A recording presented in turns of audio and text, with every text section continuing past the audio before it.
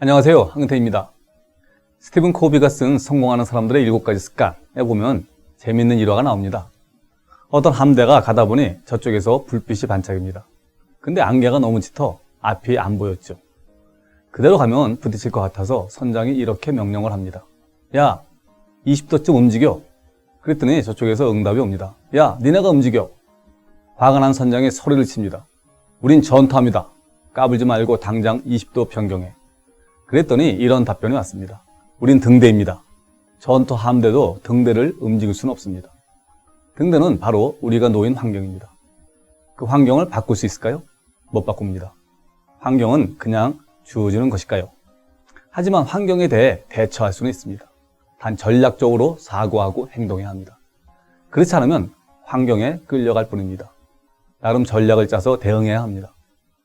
환경을 바꿀 수는 없지만 대처할 수는 있습니다. 전략적으로 사고하려면 어떻게 해야 할까요? 첫째, 나를 알아야 합니다. 여러분은 여러분 인생의 주인으로 살고 있나요? 혹시 다른 사람의 삶을 살고 있지는 않나요? 여러분 인생 대신 부모님이나 주변 사람을 위한 삶을 살지는 않나요? 이게 가장 중요합니다. 내가 결정하고 내 생각대로 인생을 살 수 있어야 합니다. 그래야 잘못되어도 후회하지 않습니다. 시키는 일만 하기에도 하루해가 짧다고 오만상을 찌푸리는 사람이 있지요. 그런 사람한테 일의 능률이니 흥미 같은 말은 씨알도 먹히지 않습니다. 다 요령이 없어서 그래요. 처음엔 버벅될 수 있습니다. 하지만 나를 중심으로 전략을 짜나가면 요령에 붙는 것은 물론 나중엔 데이터베이스까지 만들어낼 수 있죠. 일의 노예로 살아가고 싶지 않으시죠? 그럼 처음부터 아예 룰을 만들어 나가야 합니다. 둘째, 내 감정을 쏙 빼야 합니다. 조급함, 불안함, 과시욕, 경쟁심, 성취욕 이런 걸 죄다 빼야 정말로 중요한 것과 필요한 것을 목표로 정할 수 있습니다. 일할 때는 이것만 생각해야 합니다. 일의 목표 달성 시 효과, 목표를 달성하기 위한 방법, 예상되는 방해물, 그 방해물 제거를 위한 대책. 이게 기본 틀입니다. 틀이 없으면 원하는 모양새가 안 나오죠. 틀이 있으면 어떤 문제가 나타나도 앞으로 나가면 됩니다. 이때 주의할 게 있죠. 메모를 해야 합니다. 머리를 너무 믿으면 안 됩니다. 아이디어라는 녀석은 뒤도 안 돌아보고 그냥 휙 지나갑니다. 나중에 아무리 머리를 쥐어짜도 기억이 안 납니다. 적으십시오.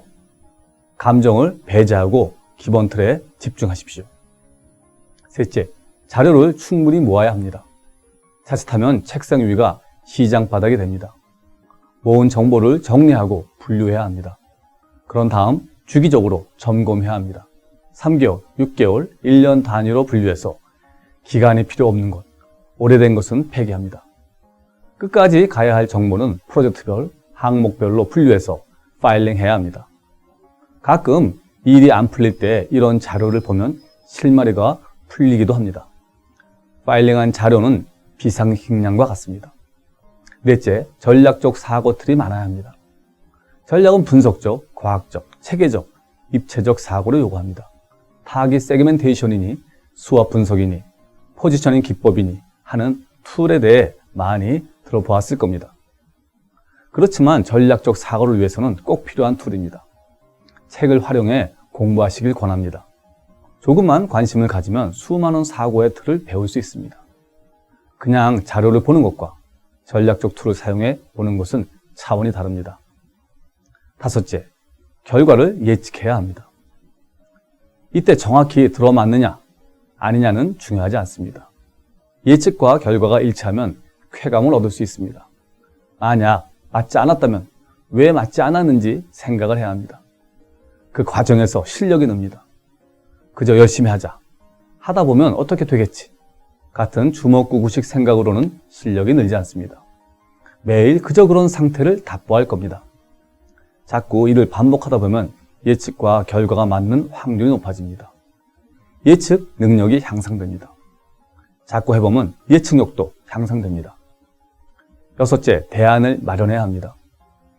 플랜 B를 준비하라는 말 많이 들어봤을 겁니다.